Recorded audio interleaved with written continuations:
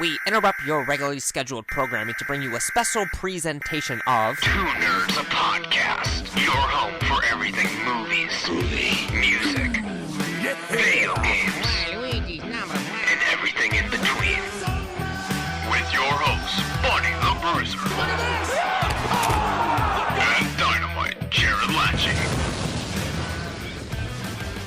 How is it going, everyone? Welcome to the most illustrious podcast on this side of the interwebs, opposed to the other side of the interwebs. I am talking, of course, of Two Nerds, a podcast. I am your humble host, Bunny the Bruiser!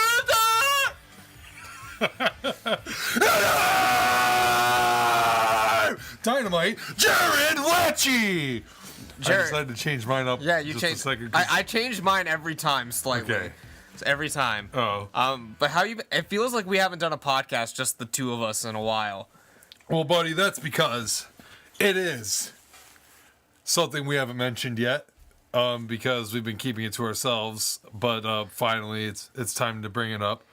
Brovember. Brovember. And every day of Brovember, we'll either be talking about something related to bros, or we'll have one of our bros on the podcast with us. True, very true. So, it's Brovember. Sorry to spring the news on you guys. So late in the game so here. late in the game. But if you are true nerds, If you're true nerdaholics out there, you knew it was fucking Brovember, and you could just tell right from the start with our bros on the show, and that'll lead us into next week when we will be.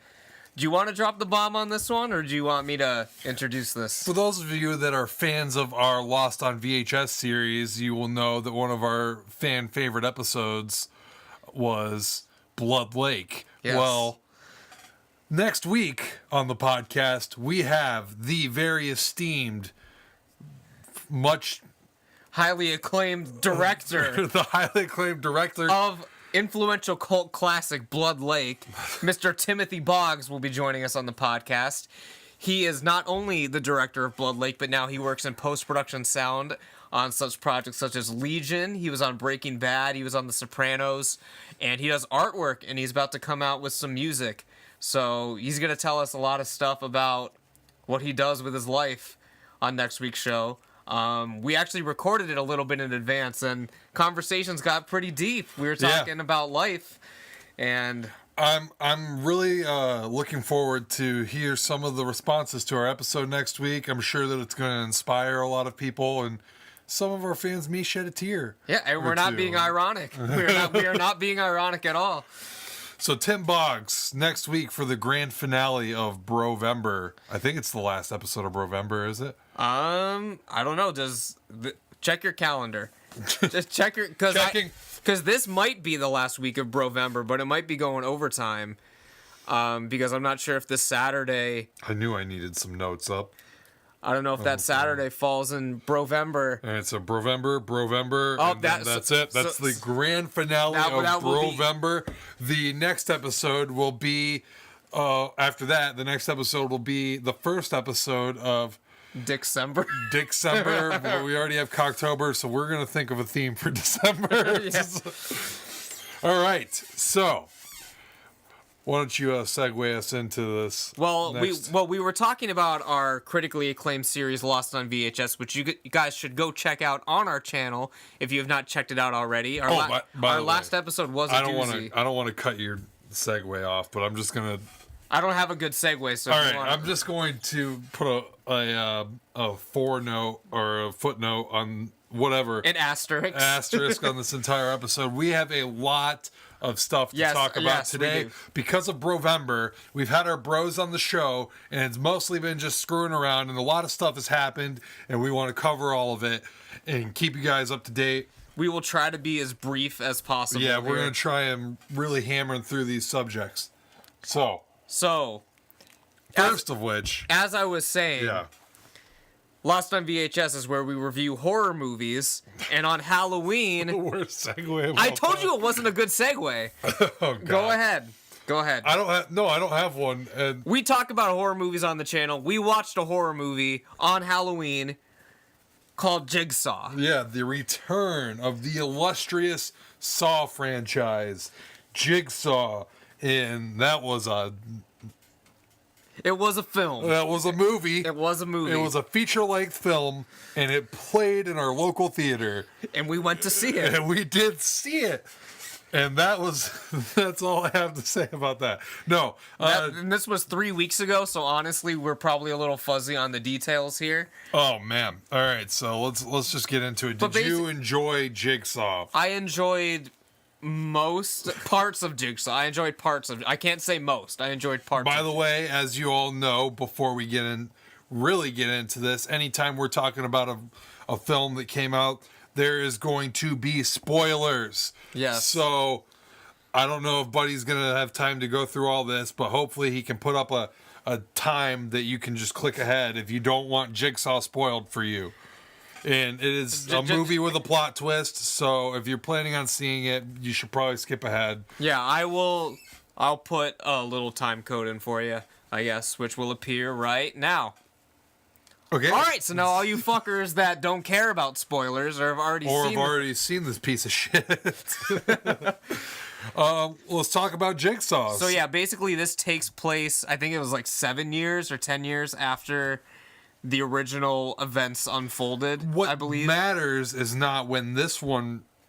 I guess it does matter when this one takes place. Yes. But a lot of the movie takes place before any of the events of the original series. Yes, so this film is actually cut in between quote-unquote modern day and the very first Jigsaw games, basically. All right, did you catch on to that in the middle of the movie? I didn't know that we were watching the original games. I thought we were watching a recreation, but I did catch on to the fact that there was some sort of significant time gap in between the killings, because we're in this warehouse or whatever. Mm-hmm. People are dying. So say one person dies at the very beginning, right? And he gets stuck against the wall or whatever. And then it cuts to the city. But he didn't die. Well, we find that out later. I'm just saying. Yes. He's the killer. He's the killer. No, but listen to what I'm saying. We're at that time, we don't know that's the 10 years in the past or whatever. Yeah. At the time, we think that is happening now. So we see a person die on screen. The very next scene, he's hung up on a fucking bridge. And then it cuts back to the warehouse. Someone else dies. Then it cuts back, and they find the dude in a closet or whatever. So unless Jigsaw's fucking Speedy Gonzales or whatever, there's not enough time to transport these dead bodies and hide them in these elaborate ways. So I knew at least the killings took place at least a day before they were found, but you come to find out it's years. Several years. But everything was happening as well, but we didn't see it because they were all being recreated, but we didn't see any of it. We didn't see any of the recreations. We saw the dead bodies later, which were made to look like the original bodies from 10 years ago. So, all right. Plot twist, the guy that gets caught in the wall, supposedly the first guy to die, he's actually the killer. He's also the coroner for all these dead bodies. And he's trying to frame the detective. Yeah. He's like switching bullets out. He's planting the jigsaw pieces in his freezer. But you find all that out later. Yeah. And through... We're both like barely breathing here. So much fucking exposition. Holy shit. When the plot twist happens, it goes on forever. He explains literally every single piece of it, and it doesn't even need to be explained. Like, it's just like, okay, I'm the killer. All that shit happened 10 years ago. Period. We get it. You can put the rest of it together, and no, he's got to tell the whole fucking story about how it all went down, and it just takes on forever. It's so awkward. One of the things that kind of hurt this movie is that the Saw movie the Saw franchise is notorious for its like torture traps and stuff, and kind of the death scenes that happen in these movies are usually really gory and pretty creative. And in this movie, Oh man, I didn't really feel like. But in hindsight, it's all based off of the very first Jigsaw killings, which, if it's his first killings, they're obviously not going to be as creative. Nobody cares about that. Like, we're an audience, and like the film, as a franchise, you need to go forward, and no one's going to fucking sit there and be like, oh geez, now that I know that this all took place before everything, why were these kills so elaborate compared to the ones later on in the thing? Well, no one's ever going to think that. They're just going to be like, oh, I saw some awesome kills, and I wanted to see some awesome kills, and there was probably one in the entire fucking movie. The circle thing? The circle of death, or whatever the fuck, the spiral of doom. Yeah. One other thing, and by the way, I wasn't saying I agree with their decision to do that. I'm just saying that logically it makes sense, but it doesn't make it a better film. I don't think that they purposely did that, because the kills in this are still more elaborate than anything in the first movie. So they're just not as gory. It's just some sort of fucking middle ground between all that shit, because the first movie is literally just the two guys chained up, and they do have like cuts to other, like, the girl with the thing on her and stuff. That one was really cool. With the jaw trap or whatever. The girl that's like in all. And she got out of it, but just the idea of it was really cool. And I don't think that they had the budget to create an effect like that in the first movie. We see it later on, but yeah. But anyway, as I was saying, the one thing that does not make sense is basically this one dude who was a victim of the new Jigsaw or whatever. He gets put in the hospital. And at this time, everyone thinks the original Jigsaw is back from the dead or something. So they go to bring up the body, and come to find out, in the coffin is the guy from the hospital. And let me tell you something, Jack! They got a hell of a fucking groundskeeper if they completely replaced all of that grass, and when they started digging it up, they didn't think anything was up. Because if you're digging up a grave, putting a new body in it, taking out Jigsaw's skeleton, and making it look like nothing ever happened, I mean, they got a hell of a fucking groundskeeper at that cemetery. Well, I mean, you're really fucking reaching on this, but I agree. Then I guess I'm not reaching that far. No, you're reaching, because it's something. It's just like a detail that's like no one's ever. It makes no fucking sense. What do you mean? No one's ever gonna be like, except for you and like, Ricky and you. Ricky didn't even think of it until you brought it up. He was like, "Oh yeah, you're right." Ricky was too busy trying to poke holes and all the other shit that actually made sense, even though it was all really fucking corny and stupid. That's the biggest problem with this movie, is that it's all so hokey, and it's just, you can just tell by the finished product that this is nothing more than a cash grab to kind of cash in on the nostalgia of the old Saw movies, because everything's about nostalgia now, and I'm all for nostalgia. Saw hasn't been gone long enough for nostalgia, in my opinion. This was all... Saw 3, I think, came out like my last year of high school, and they still did like 4 more after that. Yeah. So I mean, maybe part of it is like Tobin Bell's no spring chicken, so maybe they wanted to get him in at least one more. Well, the franchise was supposed to be done. It was supposed to be gone. Like, and that's why it's been gone is any franchise really done? They just announced 3 more Star Wars. They're gonna reboot and Star redo Wars everything. Is Star Wars. No, buddy. but I'm saying every established franchise is gonna come back. Star Wars is iconic. Saw is like, okay, it's got 2 good movies and the rest is shit. So you're telling me maybe 10 or 15 years from now they're not gonna start Paranormal Activity again and stuff like that? I hope not. I think they will. I don't. I don't see the need for it, and I mean, there's no need for another another Saw movie, but we'll get one. We will get. So was this a big enough hit? Did this do well? I think we'll get one. Okay. I feel like it flopped. I haven't looked at the numbers though, but we've talked about Jigsaw for too long. Yes. And so this week, we don't have any bros on the show, but we will talk about a game franchise featuring the two of the most iconic bros of all time. Perhaps the original bros. Before there was actually bros, they were all just brothers. Yeah, maybe this introduced it. I'm gonna go out on a limb and say that Super Mario Bros were the first bros. Okay. And I concur.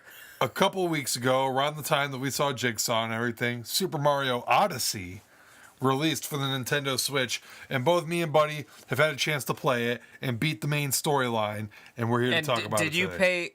how much did you play after the main story? I just ran around the Mushroom Kingdom. I got a star from looking up at the thing because I was like, I know something's up there because I've beaten Mario 64.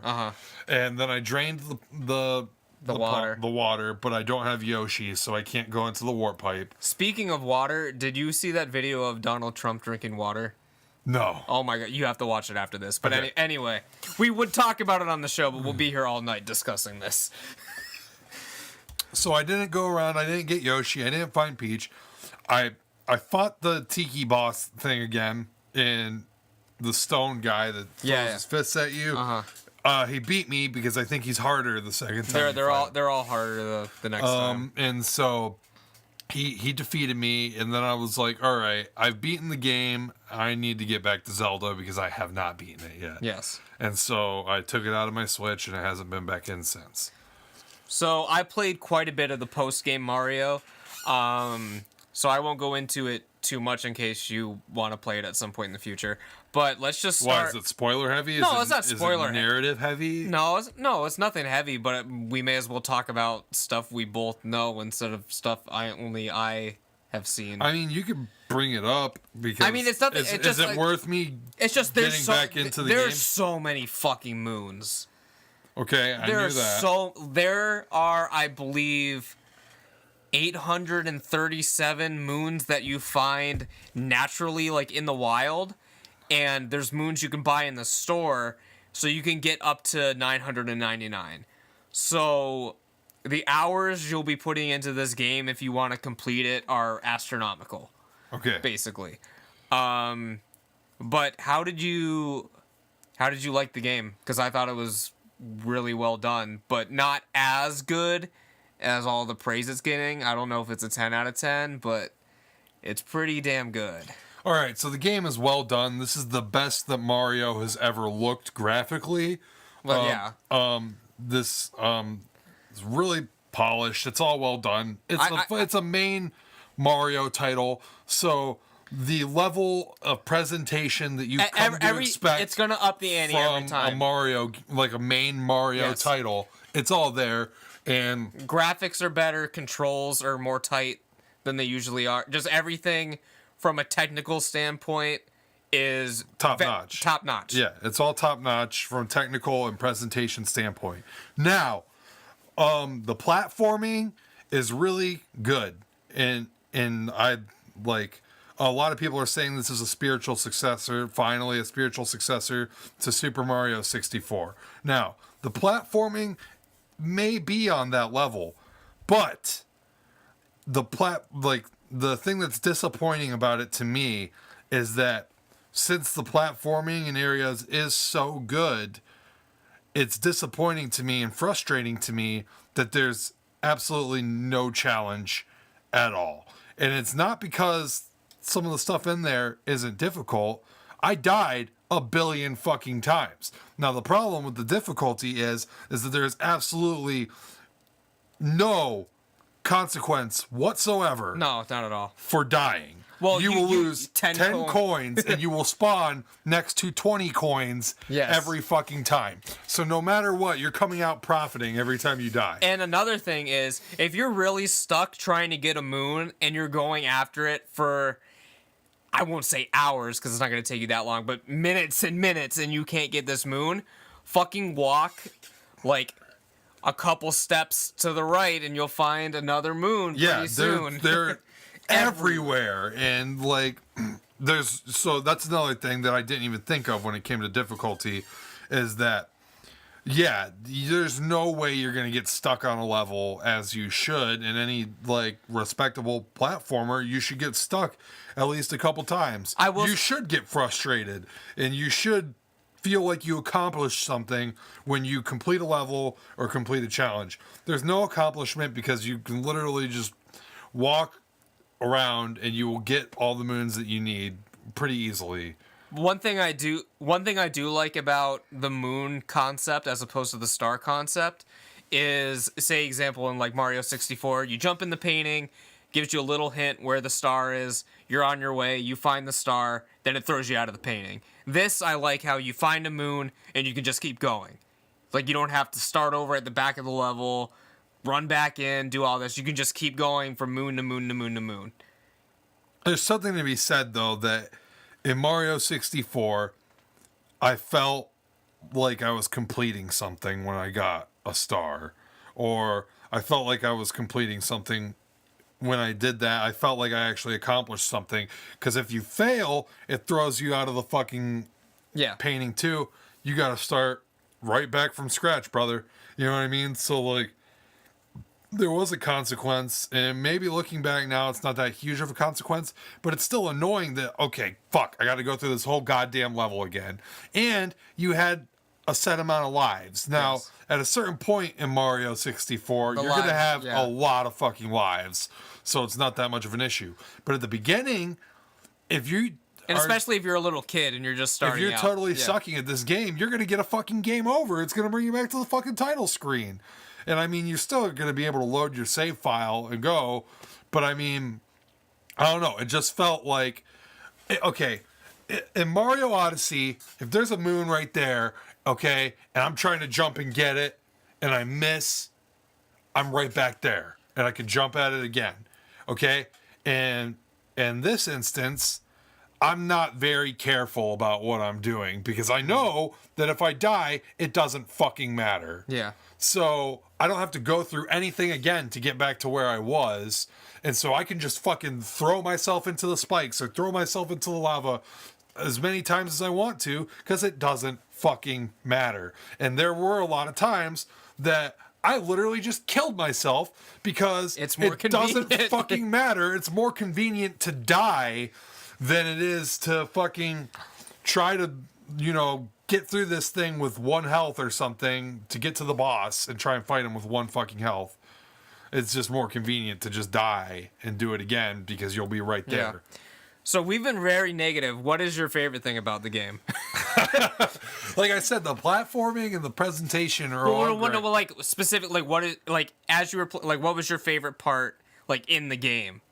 Like, do you have a favorite stage? Do you have a favorite moon that you got? Boss battle? Also, I want to comment another negative thing before we get into the positive because it is a great game.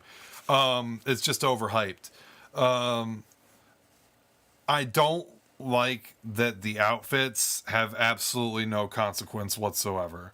What do you mean consequence? Like they don't do anything. They just change your appearance. Well, they don't have specific like powers and stuff, but sometimes you need certain outfits to get into certain areas. To get into a room to get one moon that you don't even really fucking need to get. Yeah, I know. I understand. So, I mean, in Mario games, different outfits would give you different powers. In this game, none of that happens. You just get another outfit and it changes your appearance. And now I'm Mario running around in his boxer shorts for the rest of the game, which is how I played the latter half of the game. Good. After I could afford But them. I will say I do like from like for I guess you get your money's worth if you want to go out and collect all the costumes. Like it gives you something to do. But again, what like say in like the platform games, it's like you hit a block and then the Tanuki suit comes out or whatever. In this one, it's just you go to a shop, you buy it. And I wouldn't mind buying this shit.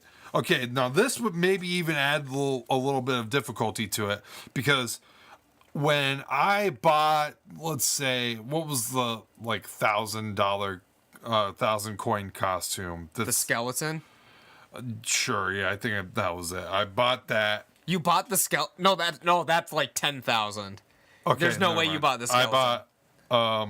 I'm pretty sure I bought like a skeleton suit though. Whatever. Did you? I'm not sure, but fuck, whatever. So I bought something, okay, and I had like 1,500 coins. I probably had 1,600 coins.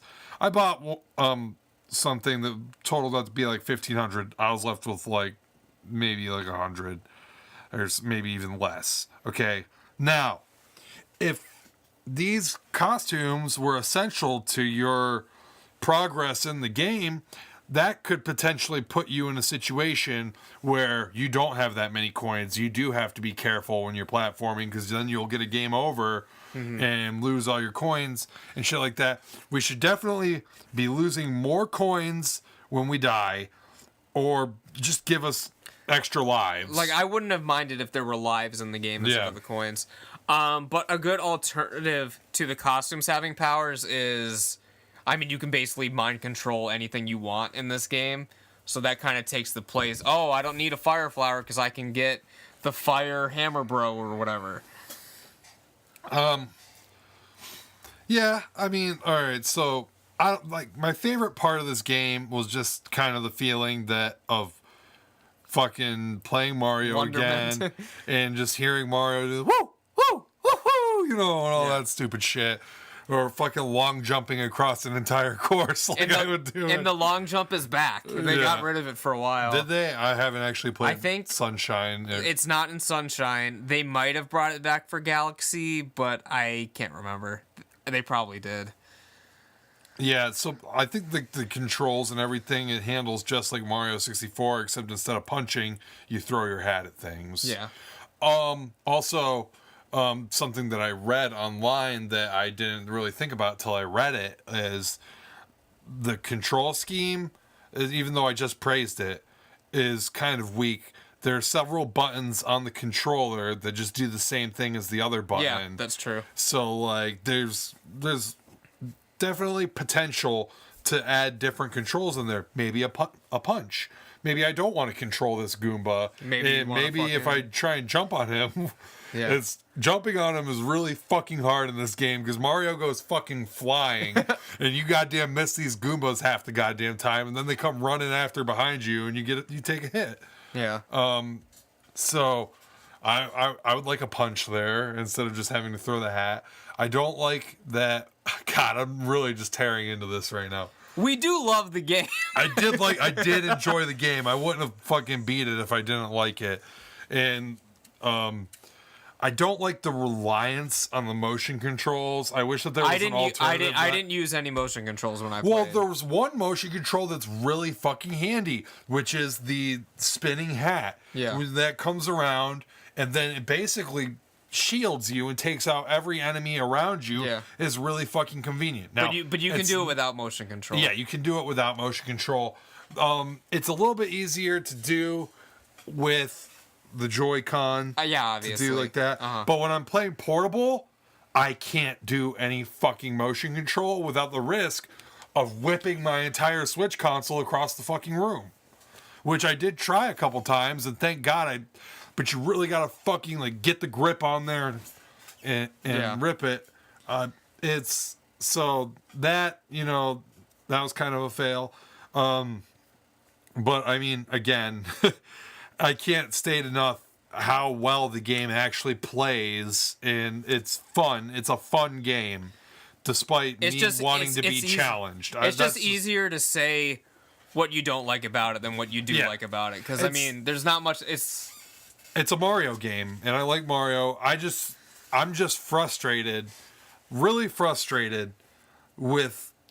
Back when I was a kid, Mario games were... All games, but I mean, Mario in particular was pretty fucking challenging. I mean, we could get Rick the Dick Pizer on the show, and we could talk about the evolution of difficulty in video games, or the current state of difficulty in video games as compared to back in the day.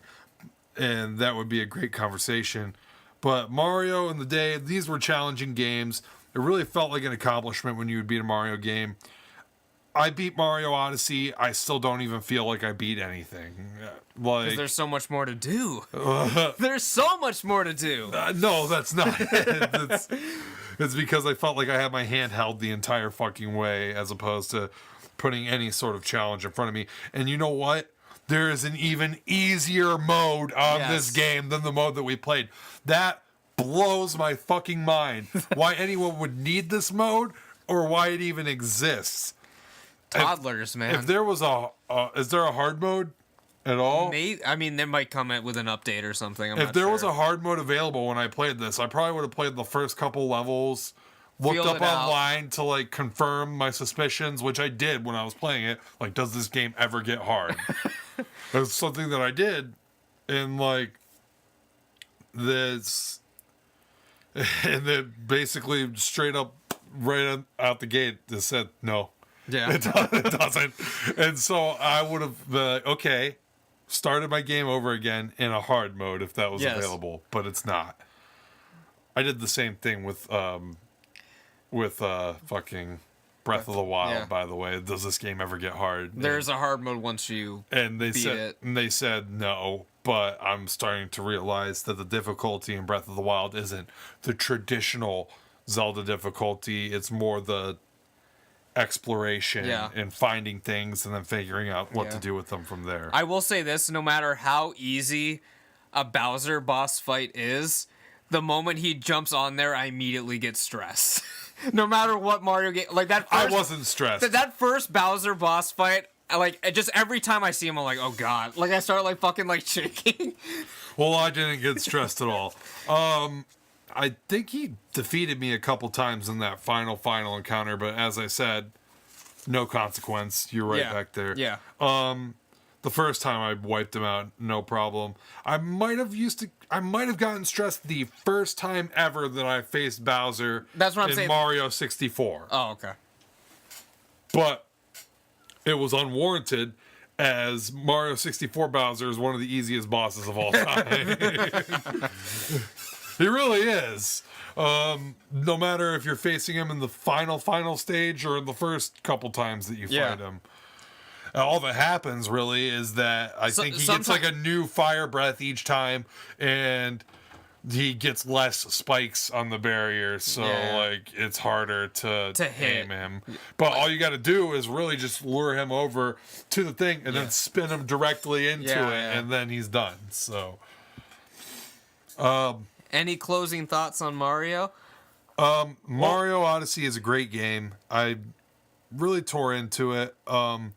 I don't like that people online are saying that this game is an achievement for gaming. I don't think it broke any new ground. I didn't break any new ground. It's a huge game, I guess, but I mean, Breath of the Wild is a huge game. So again, you didn't really achieve anything there. There have been huge games before. But I will say, as far as the Switch goes, it had 2 really good titles to drop in the first year, which is something that can't be said for the Wii U or maybe even the Wii. So I think I want another goddamn new Super Mario Brothers on my Switch. That's what I really want. Those games are fantastic. You don't like those games? I mean, not as much as I like the 3D platformers. Oh man, I fucking do you not have friends that play these with you? Actually, no, I don't. That's why you don't like it. Playing new Super Mario Brothers with like 2 or 3 other people playing with you is an absolute fucking riot. It's amazing. It's so good. Really? Yeah. Oh, I've never tried it. No. Oh man, we've pulled all-nighters with me, Ricky, George, and even my sister got in on it, where we were just playing new Super Mario Brothers, and it's just fun. And that's why I wanted to like new Super Mario World so much. Yeah. Because it was like that 3D platforming with that multiplayer like aspect. Yeah. But it had that hand-holding mechanic in it that if you died a certain amount of times, I mean, but you don't need to get the... You don't need to get it, but the fact that it's there just bothers me so fucking much that it's like, now I can't go out and say, I beat New Super Mario World. Because it doesn't fucking matter. Anyone can beat it. Anyone can beat it. It's not like when I beat Mega Man 1 on my PlayStation without using any save states or anything. Yeah. And when I beat that game, and that was something that I've been trying to do since my childhood, and when I beat it, that's something I can literally say, and gamers can sit there and recognize that's not a very easy game to beat. Now, is it the hardest game ever? No. But it's, I think, universally recognized in the gaming community Mega Man 1, and all the Mega Man games for that matter, are kind of difficult, and they're not the easiest game you can fucking beat on the market. At least the original series and the X series are all pretty difficult. Mega Man Legends, you can probably beat it, not that hard. I think the last boss might be kind of hard. Perhaps. But yeah, Nintendo knocking it out of the park as of late this year. There's other good games on the Switch too. I think that Pokken game is supposedly pretty good. It's like that Pokemon fighting game. Oh, Pokken Tournament, whatever. Or something like that. And Splatoon 2. And they have like a boxing game.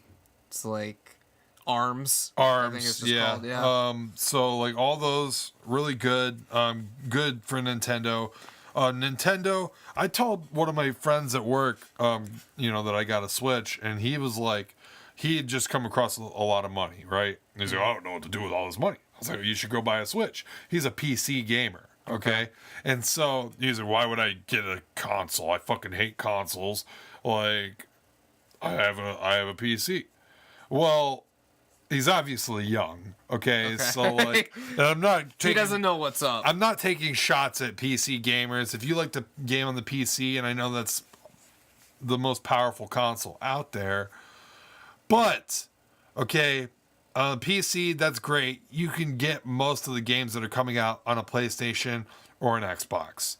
On a PC, you're not going to get your first-party exclusives that Nintendo are putting out without emulation or getting that console. And if you want to do things legally, you got to buy that Nintendo home console to get some of these exclusives, because Nintendo has the best exclusives of any other console, and they've been doing it since the beginning. Yeah. They've had these exclusives, and they've come to every generation, and they've knocked it out of the park.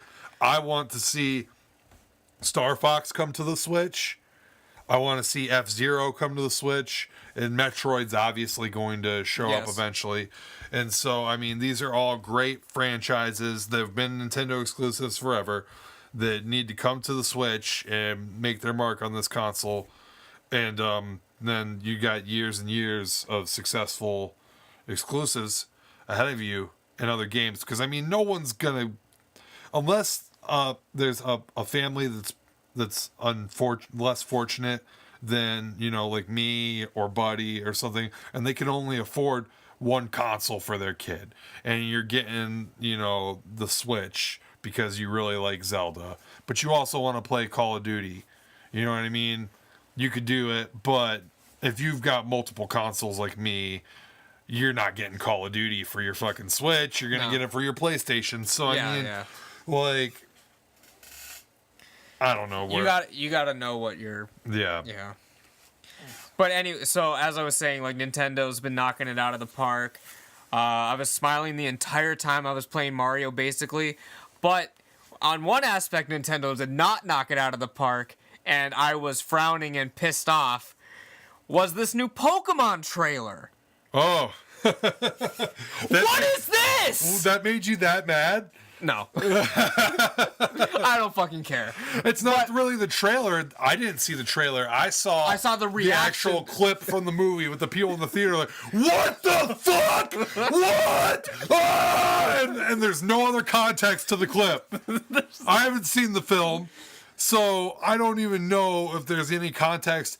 And for all I know, more logically, and Ash seemed kind of woozy at the moment that this was all happening. It could be a dream.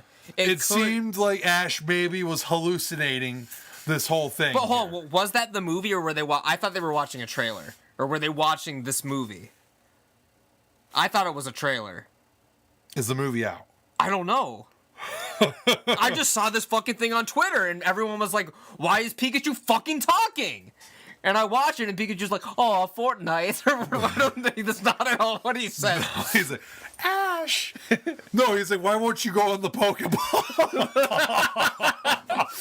He's like, oh no. He's like, I just want to be with you. And that's not at all why Pikachu doesn't want to go in the Pokeball. We all know it's because he's a stubborn piece of shit and he's afraid of the Pokeball, like being inside the Pokeball. And if you try and put him in there, he's going to zap the piss out of you. Maybe Ash tried to put him in the Pokeball, got the shit zapped out of him, and he's fucking hallucinating. Like, why the fuck won't you do this? Yeah. And he's like, I just want to be with you all the time. I just want to ride on your stupid fucking head. But maybe it's not that. Maybe Pikachu has learned the English language. It's possible. In a short period of time, too, because Ash would not be asking this question late into the relationship. He already knows. This is a reboot, isn't it? It's like it's not it's a retelling of the Ash meeting Pikachu or whatever. It's a retelling of the story, but damn, they go fucking far in this based on what I see in the trailer. Because I think I see fucking Charizard in the trailer and everything. Well, and like, I think they're trying to find Ho-Oh, right? Yeah, like they're trying to find Ho-Oh, and he gets all of his fucking starters and like all of his like Ash's like fucking signature Pokemon. Yeah, they're all there by the end of this, and by the time in the show, by the time Ash gets even one of his signature Pokemon, him and Pikachu are already bros. Yeah. Fucking kicking it in Brovember. Yeah. So, who knows? We'll have to see the movie before I'm gonna have to see this movie now. All right. I mean, I was kind of planning on seeing it at some point anyways because it looked good. And Does it look good now? No comment.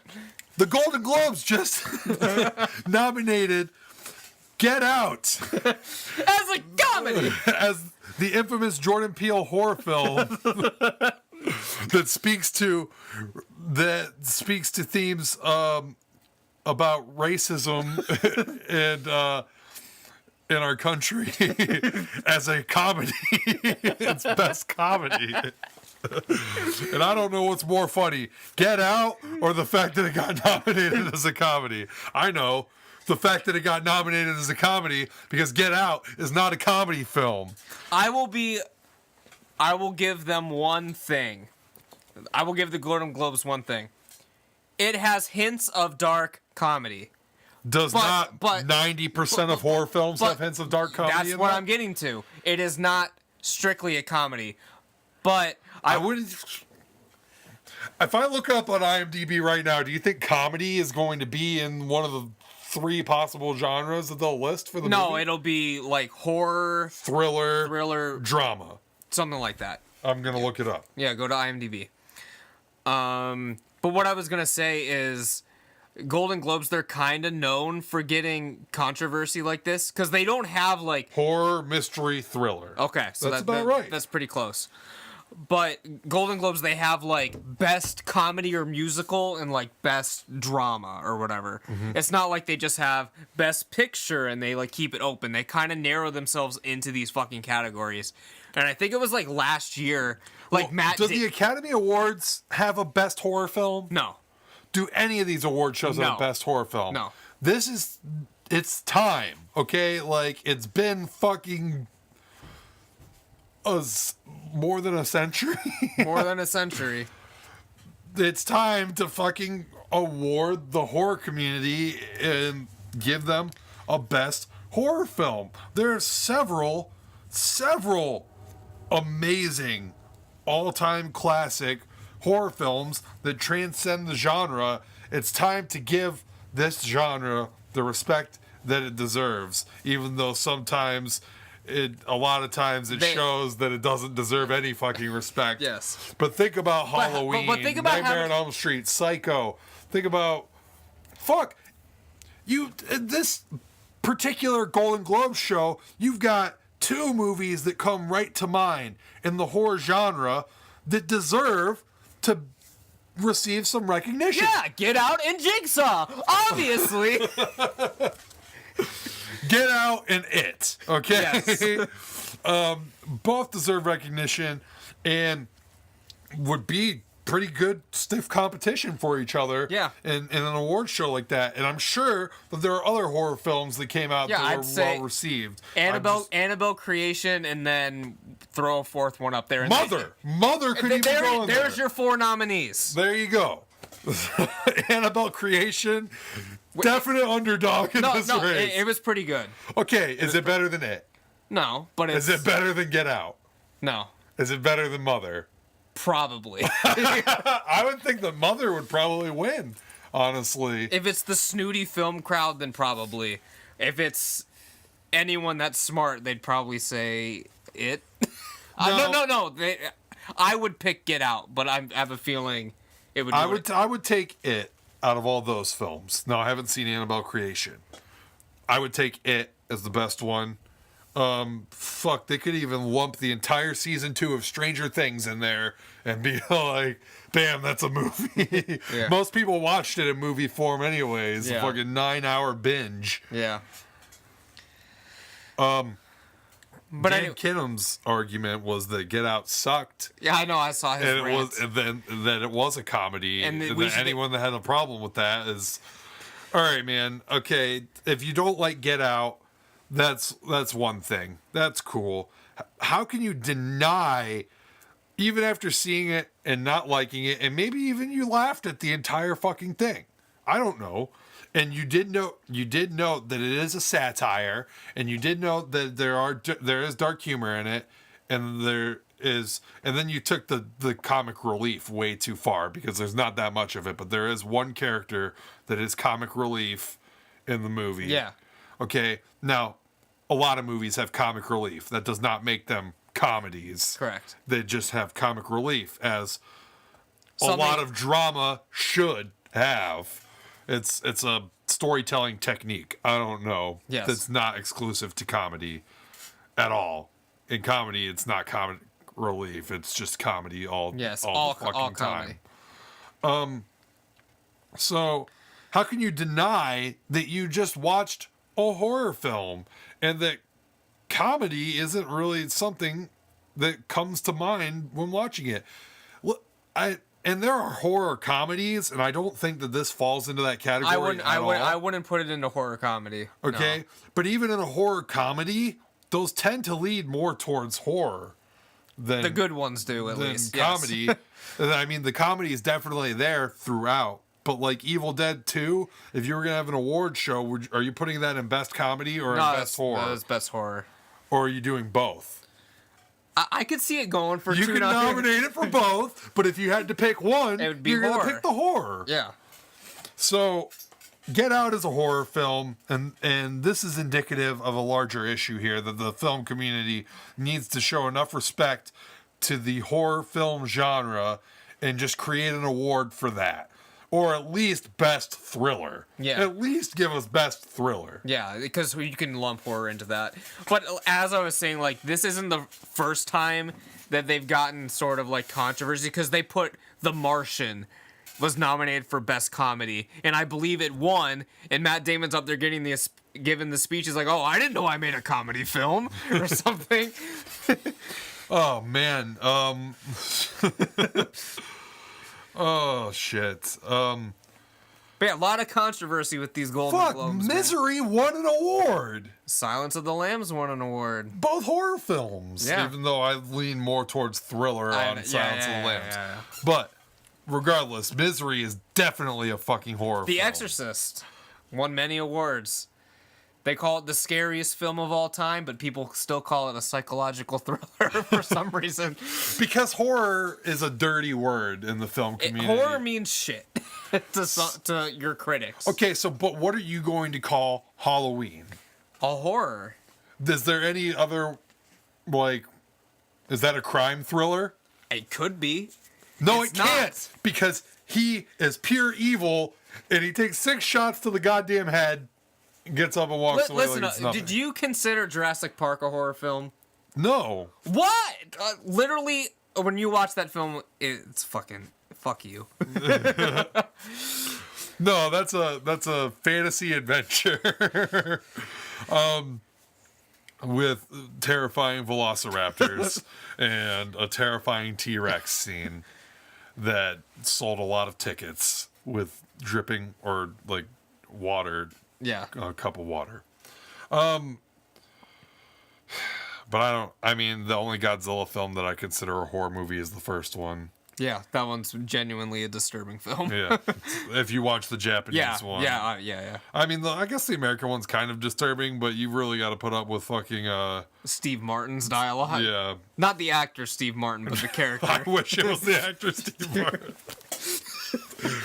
That would maybe put the American Godzilla on par with the Japanese one for totally different reasons. And then the Golden Globes would have to nominate American Godzilla for Best Comedy and Japanese for Best Thriller Horror. Best Picture. So, Academy Awards, Golden Globes, Oscars. Give us a best horror genre. Razzies. Section. Give us a best fucking horror. Or worst horror for the Razzies. Yeah. They probably do have that, maybe. They might. Jigsaw in the running for that? I don't know if it... It's no, so because I will say this, and I didn't get to say this about Jigsaw, is that it is the best Saw movie since the second one.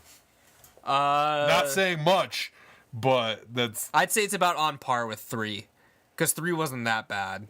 But it wasn't. The problem with 3 is that it deprived us of the twist that became the signature of the Saw franchise. Other than that, 3 had a lot of gore in it, which was cool. Yeah. There was like the pig guts scene where the guy was like getting drowned in like pig organs and shit. He was like chained at the bottom of the that was thing. cool. What were we talking about? Well, I knew that, but what was the last thing we said about? We were just talking about Get Out needs to be best horror film. Well, it doesn't need to be the best horror film, but there needs to be an award for that. Yeah. And that's my controversial take of the week. Or is it? Because we're staying in Hollywood and just kind of famous people in general. There's been a, I hate to say trend because it's the trendy thing to do these days. It's the trendy thing to do, even though it's something that should be done, and thank God it's finally happening. But it's the in thing to do now because everyone's doing it, and there's no other way to describe it, is outing famous Hollywood celebrities, men, for their sexual deviancy. Is deviancy a word? Yes. Okay. And basically for being very rapey and possibly just being rapists. Yes. And so... And the case for some of these or most of these, yeah. So, we're going to play a game. Okay, and you can explain... Jigsaw, we're going to play a little game, or whatever how the fuck he says. Called, Are They Fucked? Or Are They Getting Fucked? Featuring some of the most well-known celebrities in these new sex scandals. And you can explain the rules of this game because you haven't told me about this game. All right, so... You have not... I am learning about this as you are, our dear listeners. All right, so are they fucked or are they getting fucked? Okay, so we are going to talk about the situation of each of these celebrities, and then we're going to decide, are they fucked in the head? Or are they getting fucked over by these people, these allegations? Are they really these terrible people? So some of these are going to be easy. Some of these are going to be a little bit more controversial. Let's start with a practice round, buddy. Okay. Bill Cosby has been alleged by several women. I don't know the exact number, but it's a fucking lot. Like 60-something. To... drugging their drinks and then having sex with them while unconscious. Is he fucked or is he getting fucked? Well, at first I thought that... Hold on, so is he fucked as in... Is he fucked in the head? Okay, yes, he is fucked in the head. But at the time, when like just one or two people said it, I thought he was getting fucked. And I was like, don't do that to old Bill, man. Yeah. Don't ruin his legacy. Like... I thought they were kidding, or just trying to derail. It's kind of like the Chappelle in his stand-up. Yeah. When he talks about it, and he's like, "Oh, that guy was an icon. He's one of my biggest inspirations." And so, when the allegations came out, you don't want to believe it. And he's like, "Oh, he didn't do that." And then after about 60 more who came out and said it, oh, he probably only fucked one or two of them. So, So, Bill Cosby, fucked or getting fucked? I need a definitive answer. He's fucked. Okay. He is fucked. All right, we're moving on to Harvey Weinstein, who has just been fired from his own production company for, I think, at least 15 women coming forward and alleging that he has either made unwanted sexual advances towards them, harassed them, or raped them. Is Harvey Weinstein fucked or getting fucked, buddy? He is fucked. There is no doubt about it. Harvey Weinstein. Okay. And to a lighter degree, everyone that was hiding it from him is hiding it from the public that knew about it is slightly fucked. Because Tarantino's taken a bad rap for this. I mean, a lot of people were like, "Yeah, I knew, but I didn't say anything."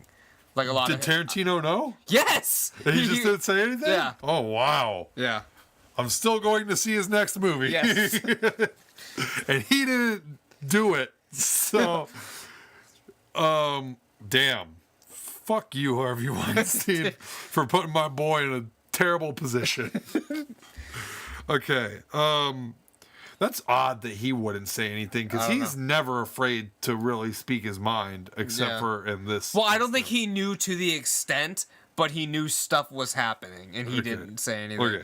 And I think Kevin Smith said he was like completely blindsided, so he's gonna like donate all the money he makes from the Weinstein movies now to like charity or like something like that. He's not blindsided. Kevin Smith knew what was happening. Him, I'm not giving the benefit of the doubt to. All right, buddy. It's basically the same exact situation, but with underage boys. Kevin Spacey has been alleged by, God, 15, 16, several young men. Yes. That he's made drunken sexual advances towards them. And I believe he even raped a couple of them. If I remember correctly, I've read. He's apologized. He says that he's come forward to try and take a little bit off of himself. So said that I'm gay. He's hoping for a little bit of that LGBTQ sympathy there. He's not getting it. He's not getting it at all. He's still touching underage boys. And he is now kicked off of House of Cards. He will not be returning in any function. And the last season has been suspended. Until further notice, I guess. Until they can replace Kevin Spacey with someone that doesn't touch little boys. Mm-hmm. Which is getting harder and harder to find in Hollywood. Yeah, apparently these days. it's getting harder and harder to find. Okay.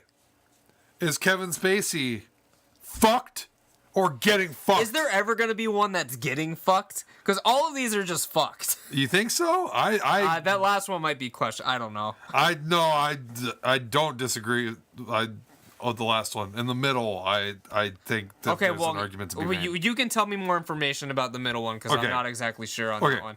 All right, so is he fucked or getting fucked? Kevin Spacey's fucked. Okay. Yeah. Kevin Spacey's fucked, ladies and gentlemen. Can we get a fucked blinking thing on the screen? I pose a question to the audience. Say, for example, and like Jerry Seinfeld said this about Bill Cosby. He's like, now, at first, when the allegations came or whatever, he said, "Oh, the comedy isn't gonna change for me. I'm still gonna like respect his comedy, and I could listen to it." And he came out like several minutes later after a commercial break and said, "You know what? After thinking about it for a second, I don't know if I could ever listen to that comedy again." Is it still okay to like watch like Kevin Spacey movies and stuff? Or I think so. Now here's my example. Is that one of the worst of all time? Woody Allen. Yeah. Okay. He fucking molested his stepdaughter several times when she was underage. At least that's the allegations against him by her. I will still watch Woody Allen movies. Will I think Woody Allen's a piece of shit? Yes. He is a piece of shit. He's fucked. He's not getting fucked. He's fucked. But am I still going to fucking watch and enjoy Annie Hall? Yes. It's still a great movie. No matter what the artist did that's super fucked up, whatever, does that make the movie suddenly bad? This movie that you enjoyed yesterday because you were like, God, it's such a good fucking movie. Then you found out, oh, he fucked a little girl. Okay, now I'm going to watch the movie and somehow convince myself that what I watched yesterday that was great is bad. I can't do that. I'm basically lying to myself just based on information that I've gotten after the fact. Will I support Woody Allen? I don't want to, and I only own Annie Hall on VHS and Laserdisc, and so I don't think he's getting much profit from that anymore. And that's the only Woody Allen movie off the top of my head that I'm like, oh, this is amazing. I think there are other ones. There are others. But anyway. The last one, I can ask you that question. And I really don't know that much information about it. All right, so I mean, I'll tell you. But we're going into the middle one right now. And then I have before we get to this last one, I have a couple that I'll add to ask you. All right, so we are back to fucked or getting fucked, and our next contestant is famous comedian Louis C.K. All right, Louis C.K. has come forth and admitted to all this. Okay, so these aren't allegations. This is all true. Okay, that he has invited women, of-age women, back to his hotel room. Okay, so these aren't minors. We need to get the facts straight here. Mm-hmm. Back to his hotel room, where he's proceeded to ask them if they will watch him masturbate. Removed his clothes. And these may be separate situations that happened. Maybe he asked one time, maybe other times he just took his clothes off and started beating his meat in front of these women. Now, and when the women say, okay, I'm not into this, I'm sorry, and they can leave. All right? There's also been other allegations that he's masturbated while on the phone with women. And stuff. Basically, he just likes beating off in front of women. Okay. And these are the accusations. Is he fucked or getting fucked? You said that it is questionable, so I will let you elaborate on this. I want to get your exact response first before I say my thoughts on it. I mean, in a way, he's kind of fucked, but in a way, he's kind of getting fucked. Which way are you leaning? More towards fucked. I'd say. With all of these, it's fucked. Okay. But I can see the other side a little bit. With Harvey Weinstein and Kevin Spacey, you can see the other side. No, I'm saying with Louis C.K. I can see the other side. My argument for Louis C.K. is that he's basically a guy with a fucking fetish that's getting a bad rep for having a fetish. And in a culture now where we normalize basically everything short of child rape and rape in general, but a guy's not allowed to like beating off in front of girls, and when they say no, let them go. And like, he's not persisting, he's not forcing them to watch, he's not raping them, he's not harassing them about it. Once they're like, I'm not into this, he's like, oh, I'm sorry, and they leave. It's basically like, and some people are saying, well, man, he just whipped off his clothes. Guess what, man? You're in his fucking hotel room that he paid for the night. And if I buy a hotel room and I want to fucking walk around that shit naked and fucking beat off all over the fucking place, that's exactly what I'm going to fucking do. And I don't give a shit if there's women in there, if Buddy's in there. I've been there before. This is a true story, ladies and gentlemen. If anybody's in there, if I feel like beating it, I'm going to fucking beat it. All right? Now, do I think Louis C.K. is like a little fucked in the head, that he maybe has some mental problems here, like kind of like some, I don't know. Yeah, but do I think that he actually did anything wrong and he's probably getting a little fucked over for this? I don't think he did anything wrong. I think he's getting fucked over. And this is basically the equivalent to me of asking a girl up to your hotel room and then asking her to have sex with you and then getting rejected. And then she goes out to the media the next day and says, he has to have sex with me. But you're not a man in a position of influence and power, basically. And that's the difference. I'm saying that what does it matter if I am? No, I'm not. If I'm asking you to perform a sexual act with me, and you can either say yes or no. And if you say yes, then it's going to fucking go down. And if you say no, then it's not going to go down. And that's the way any sexual encounter should go, no matter how famous or not famous you are. Did he use his fucking influence to get them up to the hotel room? Yeah, probably. Well, guess what? If I'm trying to get a girl up to my hotel room, I'm going to use whatever means necessary to try and get her up to my hotel room, too. I'm going to use whatever fucking influence I have, however little that may be.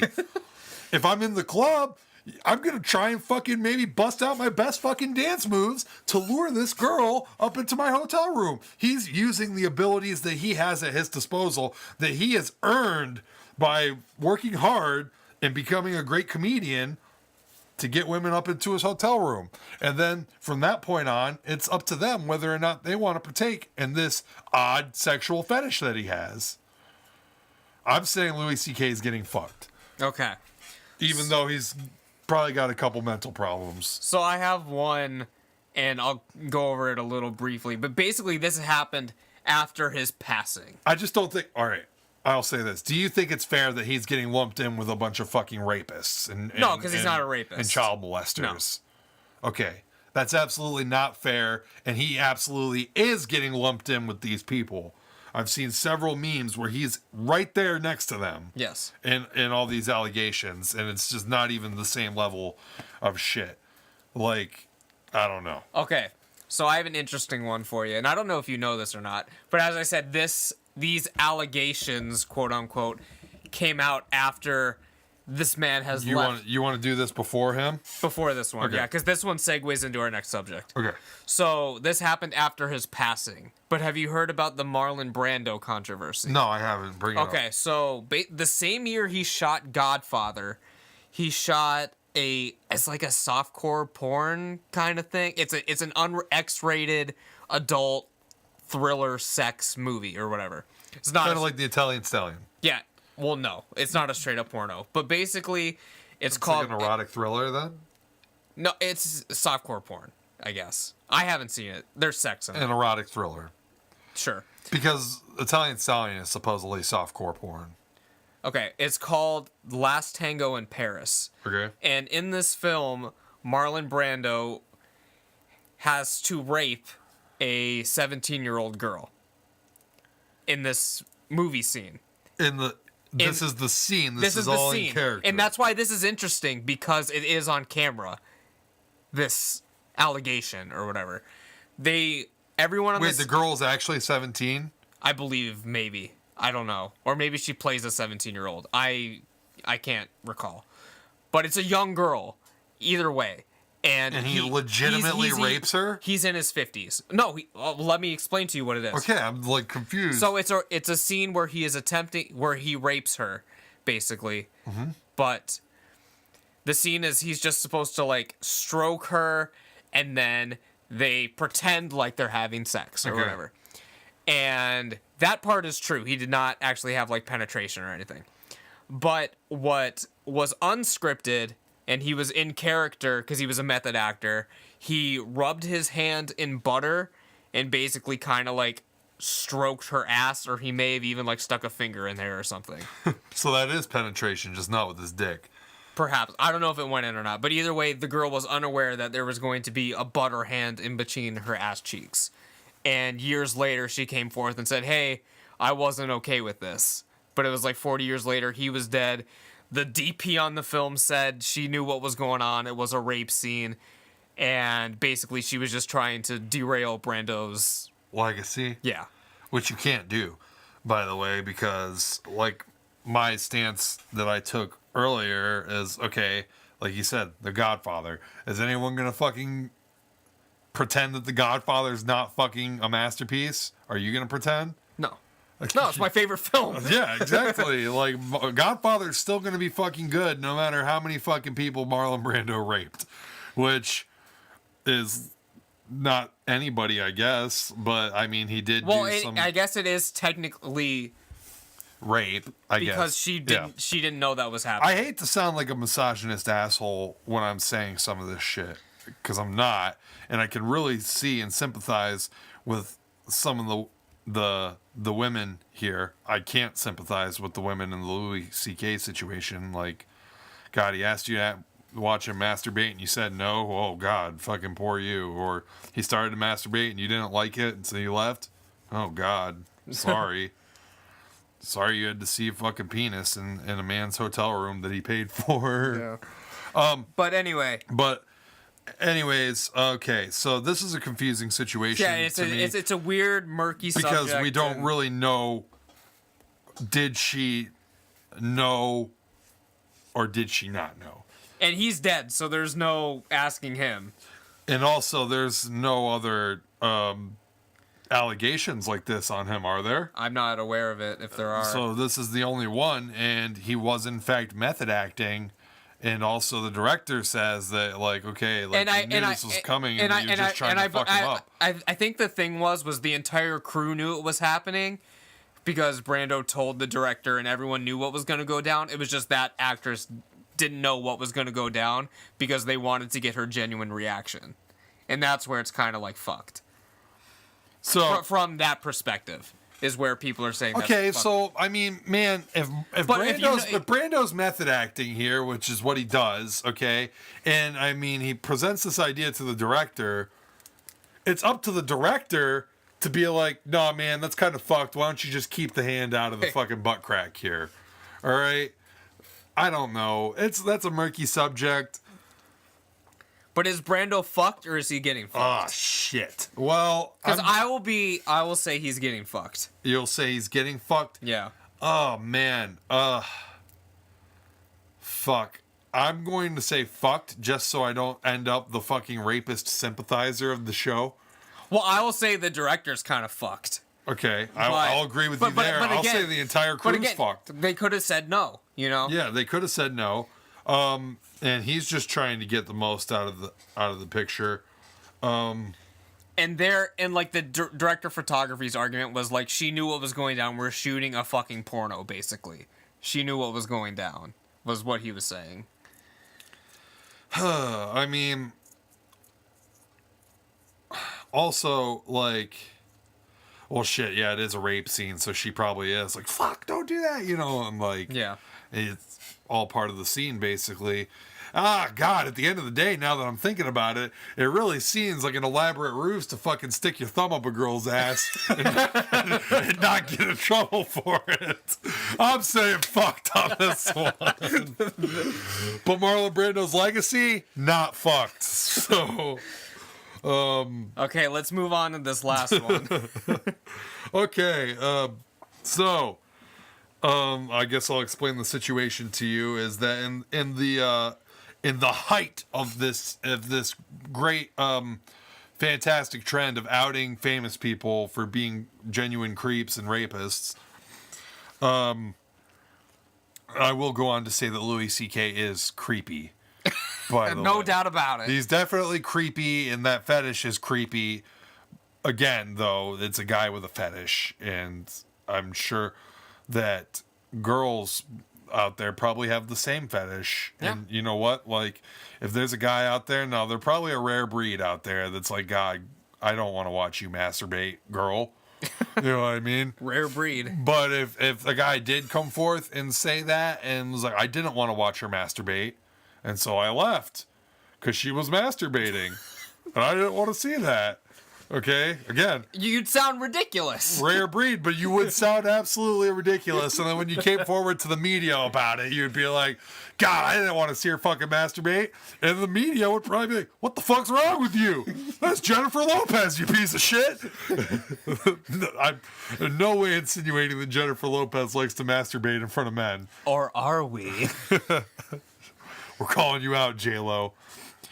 Another man that likes to masturbate in front of women, though, is Jesse Lacey from Brand New. Singer, guitarist of Brand New. Okay, so I'm gonna, before I even explain the situation to you, because this one also is going to go into murky territory that I don't think that I feel like some of the more politically correct listeners are probably going to turn, like, kind of really just get turned off by, and I'm going to kind of front this with, I'm not a huge Brand New fan.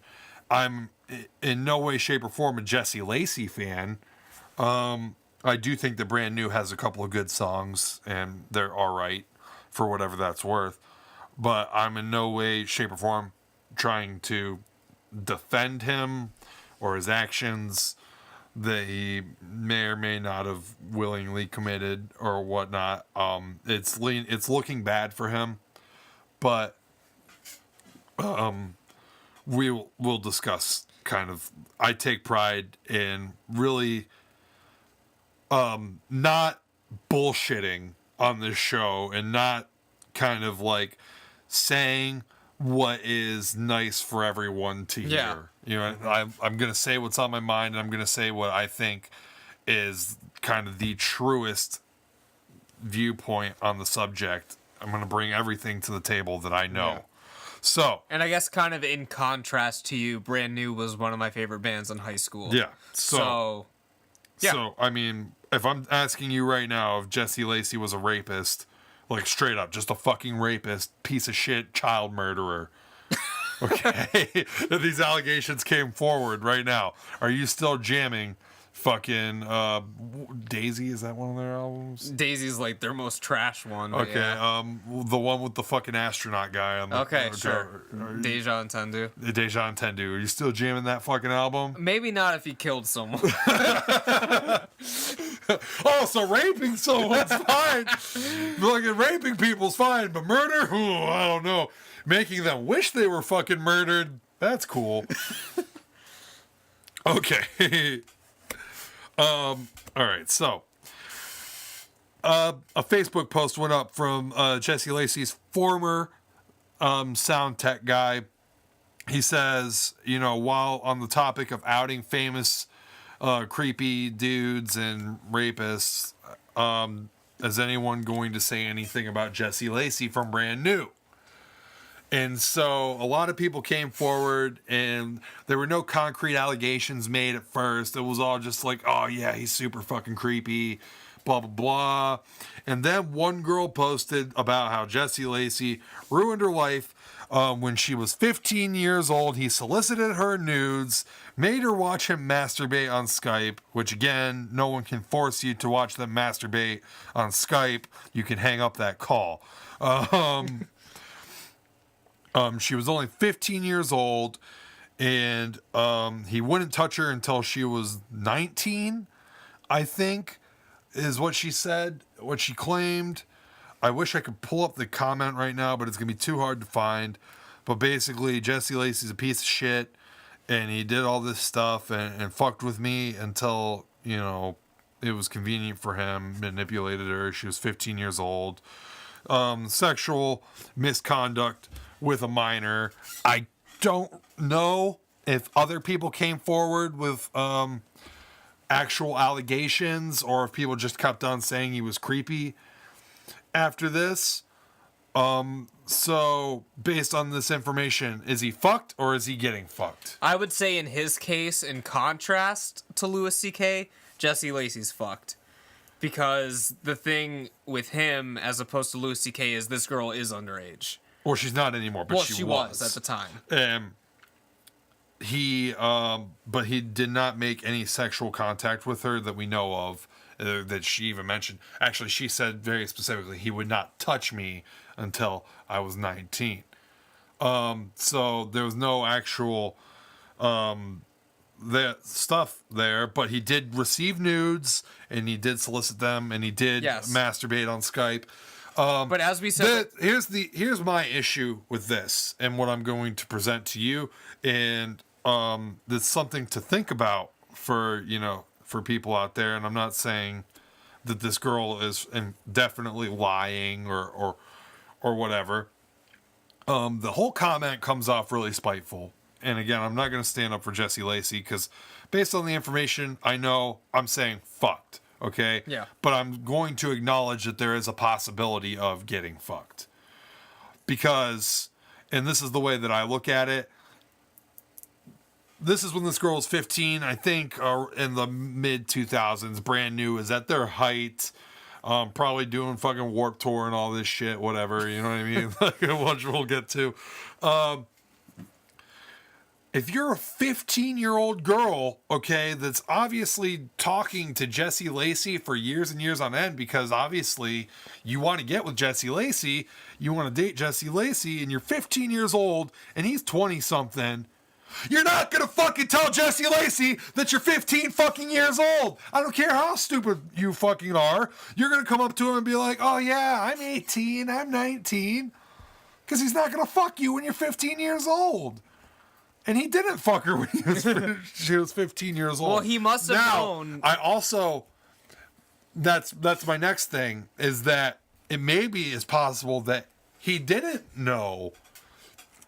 He's a touring artist, buddy. Yes. I'm assuming, since he masturbated on Skype, that he doesn't live in the same town as this fucking girl does. Correct. This is some girl that he met after a show, and she's like, oh my God, let me suck your dick or something. You know what I mean? So, Yeah. God, I hate to sound like a misogynist like this. But listen, I mean, let's acknowledge that groupies are a real fucking thing, and I'm sure there's male groupies. There are male groupies, too. Yeah. I just feel like female artists probably don't indulge as much as male artists do. No, I wouldn't assume Gwen Stefani's out there after shows trying to fuck all the guys. Yeah. But I mean, that's a real thing with bands that are primarily male bands that they have female fans that, I mean, look up to and admire the artists that they listen to and want to participate in sexual acts with these guys. And so, I mean, there's no shame in that. Even if you're a 15-year-old girl and you got a crush on Jesse Lacey, there's no shame in that. The problem is if you're lying about your age, that's where the real problem lies, because that's really a dangerous situation, because someone could end up getting fucked. Yes. And ruining his career. Now, it's not going to ruin Jesse Lacey's career. They're still coming out with a new album, I think. It's already out. Well, all this came out after the album dropped. And, I mean, they're still going to tour and probably sell out all their fucking shows and shit. But, which, I mean, if these allegations are true, is a shame that, you know, I guess people are still going to go see them live. I have no problem, you know, still listening to the albums and appreciating the art that they created, but man, paying to go see them live and supporting them in that sense, that's a different story to me. Unless you literally have been dreaming of seeing Brand New your entire goddamn life, and this is your last fucking chance because they're breaking up in 2018. Because of these allegations. Yeah. So, all right, so he's a touring artist, and she's a 15-year-old girl that's potentially lying about her age. Touring artist may not have time to touch this girl until she's 19. That is true. May not have time. He may not have time. He probably they had a very sporadic tour schedule. Like they'd be like, all right, we're playing these 3 shows, and then they disappear for like a year. I mean, who knows how many years it could possibly take before you actually cross paths with this girl again, and then could have sex with her or whatever the fuck they did. I don't know. I'm just acknowledging that all of this is a possibility, but I'm going with fucked for Jesse Lacey because based on the facts that we have, I'm saying fucked. It's not looking good for Jesse Lacey. And speaking of... God damn, we talked about that for too long. Speaking of music that's fucked, the last Warped Tour ever, full U.S. tour, well, not even full, it's kind of limited, is next year. This next year, 2018. They're putting an end to it after 23 years, officially putting Blink-182's The Rock Show out of date. All right, so how do you feel? I mean, I had some of my best memories going to Warped Tour when I was... I gave Howard Jones from Killswitch Engage, like, social anxiety at Warped Tour. Did you? Oh, yeah. And he talked about it on, like, I think Talk is Jericho. Not me specifically. Just his anxiety. Yeah. So what happened was I was waiting in line to fucking meet Killswitch Engage and get him to sign my stupid jabroni poster or whatever I had. Back in like 2000, the mid 2000s. Yeah, I had a great admiration for the band and for Howard Jones in particular.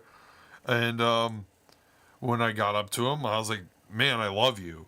Right? Yeah. And so like he like started acting kind of awkward and really weird, right? And so like, of course, Aubrey was up right next after me, and she's like, "Oh my God, I love you." And he was like, "Oh, oh, oh," you know. So he was super happy about that. But he just started acting really strange. And then later on, I like heard him talking on the Steve Austin show. He's like, "Yeah, you know, I have really bad social anxiety, so I really am not good at dealing with like fans. And sometimes people that like don't even know me, and they'll come up to me and just like talk about how much they, you know, how much I am to them and everything. And I just don't know how to handle all that. And I just get like bad anxiety and stuff." I was like, "Oh, fuck." I totally gave Howard Jones an anxiety attack. Well, when we have him on our podcast, you can apologize. Yeah. He's no longer in Killswitch Engage. So he must be easy to get for the podcast. No, he's got another band now. Anyways, yeah, so you have some of your best memories there. Yeah, I mean, those were the first, like, those are really the only festival, quote-unquote, things I've ever been to, where you would just go. How many warps have you gone to? I think I went to like 5 or 6 in a row. I've been to 2, and I only paid for one of them. So, and I don't think either of us are old enough to have gone when. I didn't go in the heyday. When Warped Tour was like actually a legitimate punk rock festival. Yeah. That centered on skateboarding and punk rock, because it was Vans Warped Tour. I definitely went in the scene metalcore days. Yeah, I went in the metalcore days, and I mean, I was admittedly in metalcore. And then the second time that I went was kind of during like the pop punk emo, like, I'm not going to say the days, because by the time pop punk, like good pop punk and emo bands got onto Warped Tour, Warped Tour had become kind of just this clusterfuck of all kinds of different artists, and the majority of them being very, very, very bad. Yeah. The year that I went, there was one of the biggest acts there was Blood on the Dance Floor. Had like a huge following there. I think Machine Gun Kelly performed there, and it was just like a big mishmash of just like, oh God. But there was good too. Like we saw, I saw Title Fight was one of the big reasons that I went, and then I think I might have been there that year. Title Fight, because that's when they were about to have that quote unquote secret show at West End after. Oh yeah. So I was there that Title year. Fight, Transit, Wonder Years was there. Wonder Years. I think they were unplugged. No, they did both. I believe. Okay. Newfound Glory was there. 4 Year Strong was there. Oh yeah, I saw 4 Year Strong there. That was a funny set. Yeah, that was actually an awful fucking. They played a terrible fucking set. Not that they sounded bad. Their choice in songs to play was fucking god awful. Who else? Anti-Flag was there.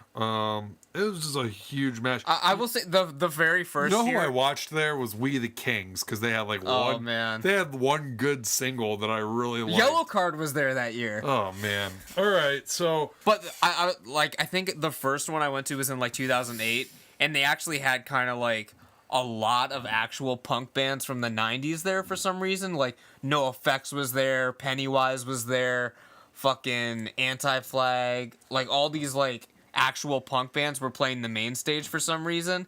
So at least the first one I went to was very punk centric, but then after that a lot of them were the metalcore. Yeah. And the emo, not emotional, but the screamo emo, whatever bands. So Warped Tour is ending because this whole culture of guys. Now, I'm not going to deny that this actually exists. This definitely exists. I've seen this happen, and I'm potentially even guilty of this at times. I'm not gonna lie, but in my case, I don't think that I ever took advantage of anyone. But this whole thing with like kind of like the mid 2000s punk bands or emo bands and shit like that, where they used their status in a band to hook up with girls. And the problem here is that they were hooking up with underage girls because that's the demographic. That's the kind of girls that are into these bands. So rather than improve on... I guess I never used my status in a band. I just dated an underage girl for a long time. Yeah. That's why I say that I don't think that I ever took advantage of anything, because I dated her for 5 years, and that was that. And I wasn't in my mid-20s. I started dating in my like very early adulthood. So. Yes. But yeah, rather than improving Warped Tour, they're just kind of saying fuck it and stopping. Instead of getting rid of bands that have a known history of kind of taking advantage of their younger female fans, instead of like eliminating them from the lineups, they're instead just saying fuck it, we're not going to do it. Yeah. What's so hard about, kind of getting bands that don't have at least a publicated history of this? Yeah. I'm assuming that it's probably going to be hard to find bands that don't do this, because I'm sure that a lot of them just do it, and that it's just kind of behind closed doors and it's just not made public knowledge yet. But I mean, at least there's the comfort of it not being public knowledge. And then when it becomes public knowledge, then guess what? You're not on the tour anymore. Yeah. So, but instead of doing that, the guy that runs Warped Tour was like, nah. No, we done. We're done. Can't do it without these child molesters on the show. It's like, damn, where am I gonna drink lukewarm Monster in 112 degree weather? Is the Wonder Years? Are they fucking touching little kids? I hope not. I wouldn't think so. They seem like exactly the right band to do it, but at the same time, just based on... No, I would say A Day to Remember sounds like the quintessential band to do that. I think the bassist in A Day to Remember actually did that. The quintessential band is Story So Far. Yes. As far as I'm concerned. Yeah. I agree. If Parker Cannon hasn't fucked at least 100 underage girls, I don't know what he's been doing. All right. But yeah, are you going to go to the last one? No. What if the lineup is insane? If the lineup's insane, I'll go, because I have an appreciation for good music, but I don't think the lineup's going to be insane. I think the lineup is going to be trash, like it has been for years and years now. Okay. I am not sad that Warped Tour is gone. It sucked for a long time. It's just kind of one of those things you didn't expect to end. Do you think WrestleMania is ever going to end? God, hopefully not in my lifetime. Well, that's our segue into the wrestling news of the world. Let's try and really pound through this, because we're doing the fucking... Yeah. I said, quick. We will just mention these things. All right, so Triple H and Jericho Heat, and Jericho versus Kenny Omega at Wrestle Kingdom 12. Big win for New Japan, not a loss for WWE. Potentially a scouting mission for WWE. Yes. So for those of you that are unaware with this story, basically, it's a conspiracy theory that Jericho is going undercover for Vince McMahon to try to sway Kenny Omega into WWE. But the other rumor is that WWE had no knowledge that Jericho was going to do this, and he did it because Triple H didn't allow NXT to come on his cruise. The Rock and Wrestling cruise. Yes. So, I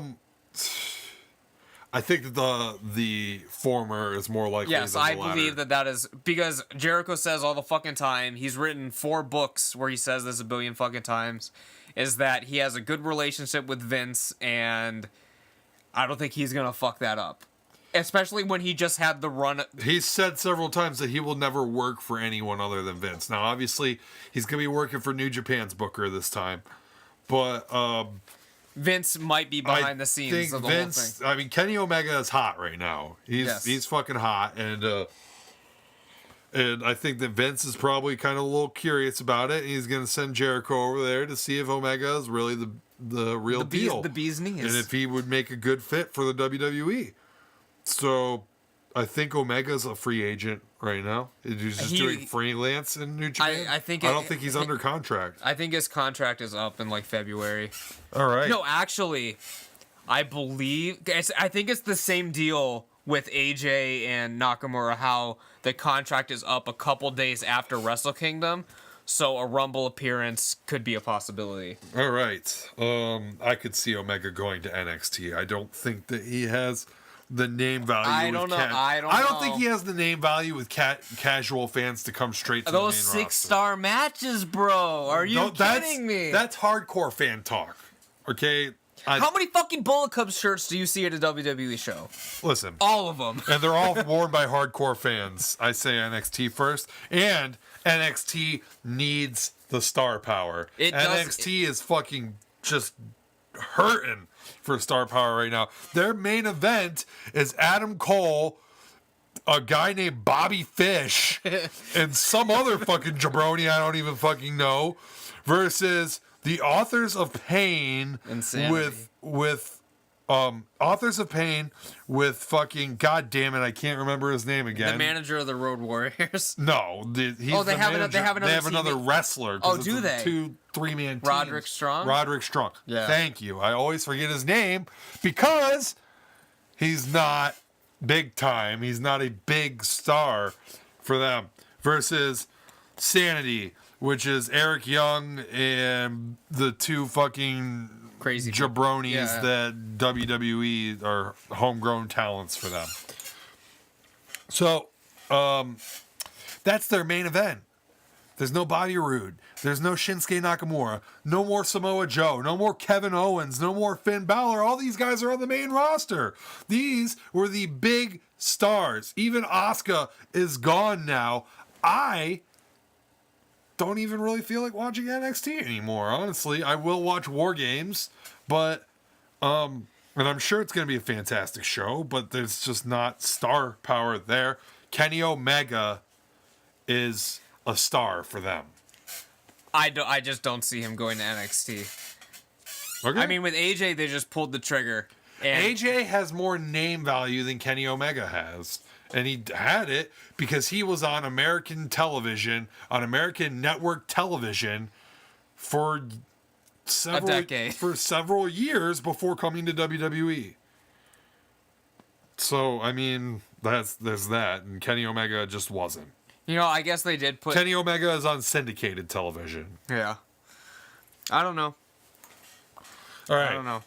Ellsworth released. Ellsworth is... I mean, he had... This is the good one to be brief with. Yeah. He had a good run for what you could expect for a man with no chin. He did have a shelf life on him. I mean, it was dead on arrival to begin with. I thought he would at least stick around until Carmella cashes in, because he was involved with her getting the briefcase to begin with, you know? I could see him having a career with WWE as just a comedy guy for a while. But him getting released also isn't a surprise because he's, like I said, just very fortunate to have gone as far as he did. I feel like he probably shares that sentiment. Yeah. I remember he was on, I think, Jericho's podcast, and he really just kind of sounded like, man, like, I'm really fucking blessed to just every day that I have with this company is just like a blessing. So yeah. He's right, because he never should have been there in the first place. Right. All right. So the last minute Survivor Series changes. Fucking Triple H comes out, gives fucking Jason Jordan the schmaz. You don't have enough star power to be on this fucking team. I don't think he said that exactly, but that's what everyone was thinking. And so Triple H is now on the Survivor Series team. Is there any other changes that I need to be known of? Need to be made aware of? What's Asuka doing? She's on the Raw team. Yeah, Asuka's on the... I guess it's not really a change, but Kevin Owens and Sami Zayn are not on the show in a match. But okay. I mean, they could interview because they got sent home early from that tour. But they weren't going to be on the... Yeah, well, they've had tension for a while, basically. So they're... I don't know. Backstage tension for a while? Yes. That's just so weird to me with Kevin Owens. I don't know much about Sami Zayn. I know that he gets on people's nerves. That's about all I know about him. Yeah. That's so weird to me about Kevin Owens because every time I hear an interview with him, he's always talking about how happy he is with WWE. But whatever. Apparently, it started because apparently they were supposed to get like beaten down by the New Day after a match, and they just left. Yeah, I know that. Which, let's face it, them getting beaten down by the New Day is terrible booking anyways, because why would you stay in there and get beaten down? Yeah. This is classic fucking booking. It's happened a million times. Heels beat down the babyface. Babyface gets back up, heels ditch. That's how it works. Yes. They look like fucking cowards. The babyfaces stand tall in the ring. It's been happening since forever. Why do they got to take New Day finishes?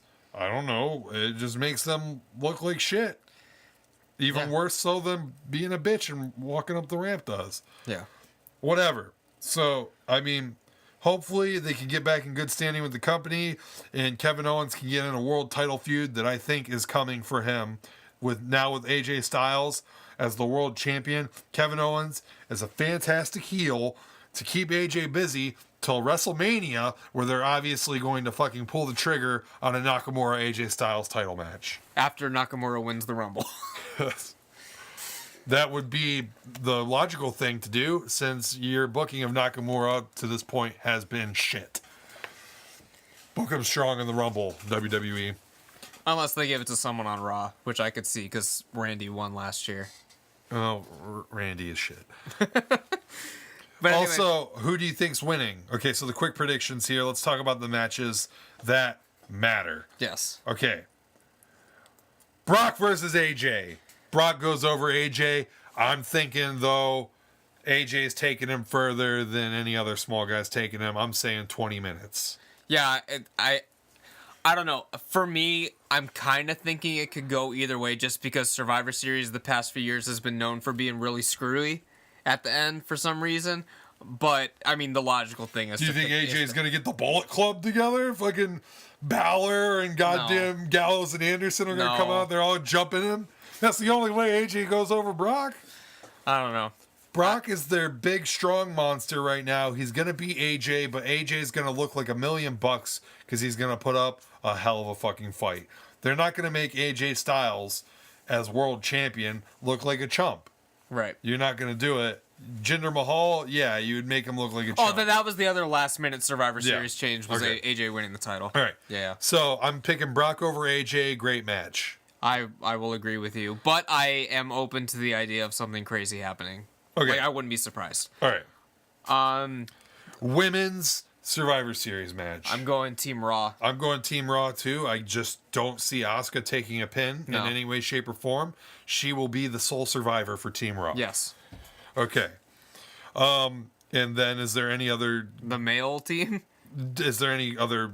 Oh, besides the matches that are... The Shield is obviously going over. The New Day. Okay. Obviously.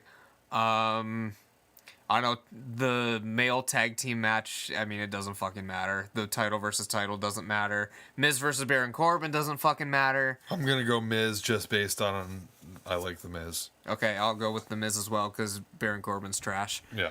Trying to think. The women's title, Charlotte's going over. Probably. Is she the champ right now? Yeah. Who's she facing? Bliss? Yeah. Okay. Would you also go Charlotte? If she just won the title, then yeah, she's going to retain. Is she still undefeated at pay-per-views? Or did that... No, she lost to Bayley at Mania. Okay. I mean, at Fastlane. All right. And then subsequently at Mania. And then I guess the male match. Okay. Who do you got? SmackDown. Yeah, I'm going SmackDown here too. I'm saying... I think that they have less expendable stars on their team. I think that...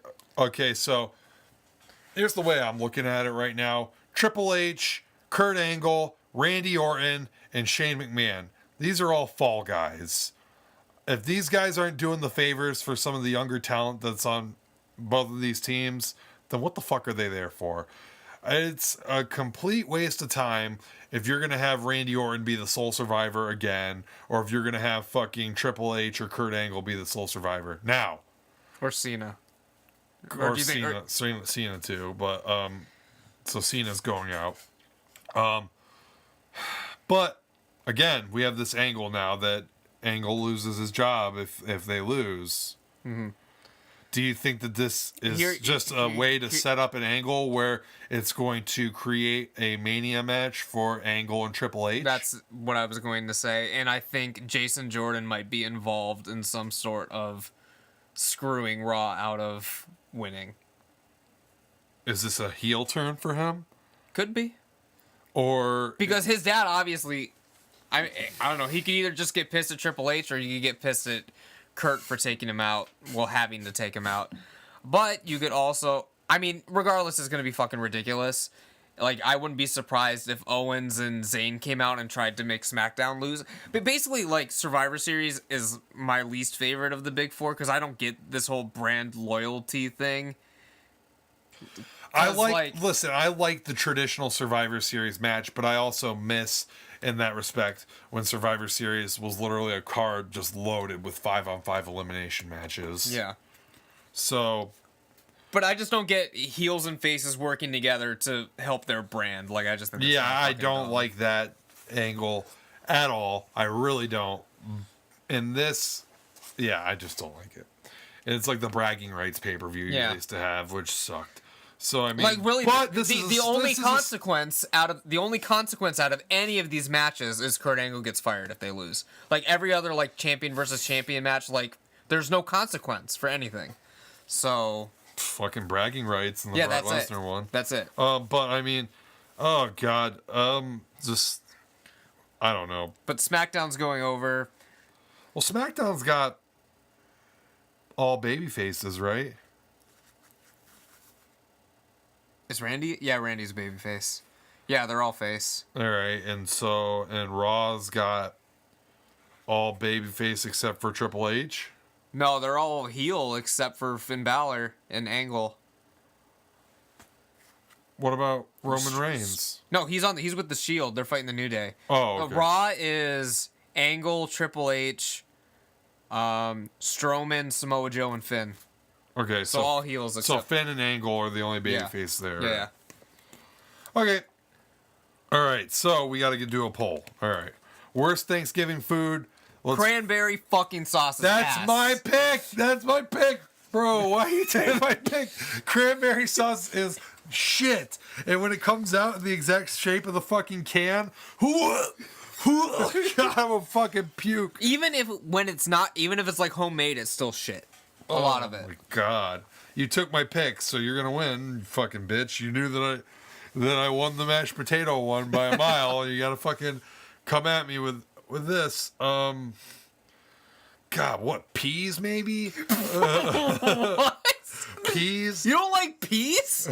What kind of monster are you? Green beans are better than peas. What about like Brussels sprouts? Do people have Brussels sprouts on Thanksgiving? I don't know. know. You know what I don't like, but it's not a safe pick for me, is stuffing. I don't like stuffing.